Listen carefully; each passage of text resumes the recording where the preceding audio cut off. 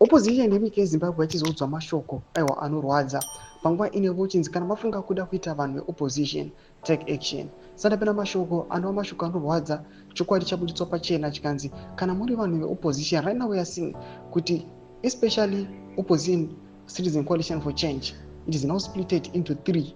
Panguva inoi these guys vochiudzwa chokwadi chiri pachena. Don't subscribe, like, on the bell icon.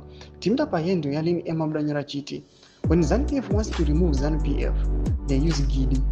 When the opposition wants to be part of the 53, they tell the masses that they will remove ZANU-PF using their vote. And the same system created and controlled by ZANU-PF. If you don't get it, forget it. Don't think kuti mungawane capacity to remove the ruling party ZANU-PF. Kana muchiti, you are going to remove it through the ballot paper. Varikuya vachinzwa kunzi forgetting smell vakomana nokuda kwokuti chokwadi chiri pachena ndechekuti the ruling party ZANU-PF ndiyo inofacilitator mapose acho, ndo inotoya nemaballots acho. Panguva inoi mofunga kuti mukakwanisa kukunda the ruling party ZANU-PF. Mashoko panapa arikuita kuona LM in such a way arikuya achiudza opposition kuti kana mafunga kuda kuita opposition muchida kuchallenge the ruling party ZANU-PF, you have to take action.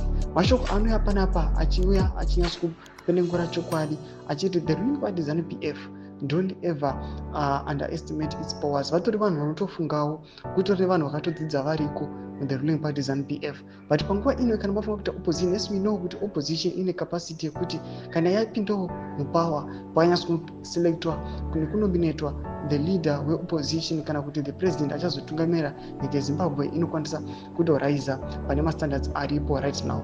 But how are we going to achieve or to reach at that point? Mashoko ari atagwa panapa awa neamuri kuona anova a critic with the ruling party ZANU-PF. Bila comment section medu mtitsa mafunguro enyu kuti kudipa musoro pechitiko ichi. So subscribe or like, turn on the bell icon.